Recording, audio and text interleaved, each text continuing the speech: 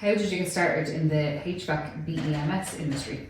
Well, I suppose it stemmed from the time I was electrician working on the sites, and I had to liaise with the mechanical contractor for all the installation of the mechanical plant, the wiring of that, and his controls contractor for all the wiring of the controls. And I really got very interested in all the mechanical plant and how it all operated. You have to realise, when I got started, there was no BEMS or BMS system.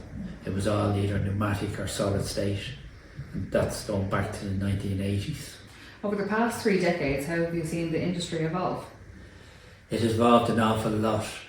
I suppose when I started, it would have been all pneumatic controls and solid state controls.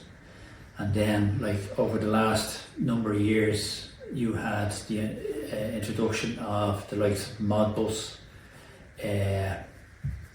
lawn and BACnet. So that's kind of really when the BMS industry, these came in, when it all started to evolve.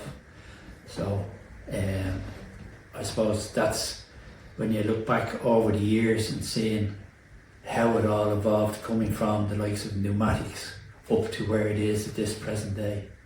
And is there any technology or innovation that really stands out as a game changer? I would definitely say it has to be BACnet.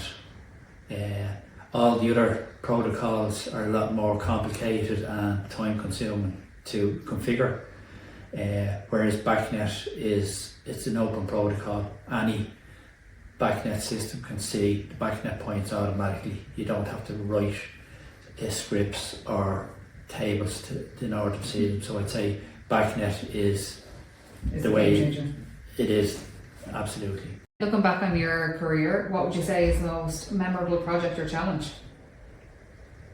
I suppose one that springs to mind would be, it was in the 90s, and it would be the Hewlett-Packard inkjet facility in Leixlip. It was a huge facility at the time, and I suppose it was a huge challenge to bring it in, complete that project and bring it in on time and on budget, which I did, and that was, I suppose, a highlight, one of the highlights. I remember going there when we were little. Yeah, it would have been extremely small. Yeah, visiting the site. Yeah. And it was up and running. A sense of pride. Absolutely. What's the biggest lesson you've learned in the industry? I suppose take nothing for granted and always question even the design, question the design, because it may not be correct. Nobody's perfect in this industry, so people do make mistakes. So I would always take nothing for granted and always review and ask questions. Even the consultants make mistakes, contractors make mistakes. So it's always question and be happy in your own mind that whatever you're going to deliver is the best solution. Who or what has had the most influence on your career? I suppose realistically it's my family, wife, kids, some of the kids anyway. Now the wife and kids, I suppose I wanted to give them a life that I didn't have and the opportunities in life that I never had, growing up. So, and hopefully for them to follow in my footsteps and have my outlook on life. Yeah, I think we got your work ethic. And one of us followed suit in the BMS industry. Yeah. What's the one thing about the industry that people often overlook or misunderstand? I would say it's the end user requirements and needs. When you're doing a project, you're always liaising with the contractors, consultants.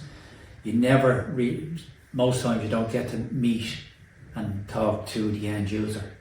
So you're relying on all the other parties to bring you up to date on what the end user wants. But that's not always the case.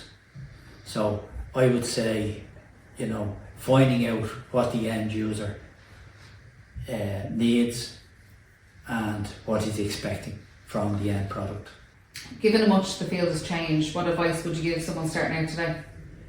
I'd say always approach every project with an open mind, and always query, ask questions, query design, query the products, and always have an open mind throughout the project.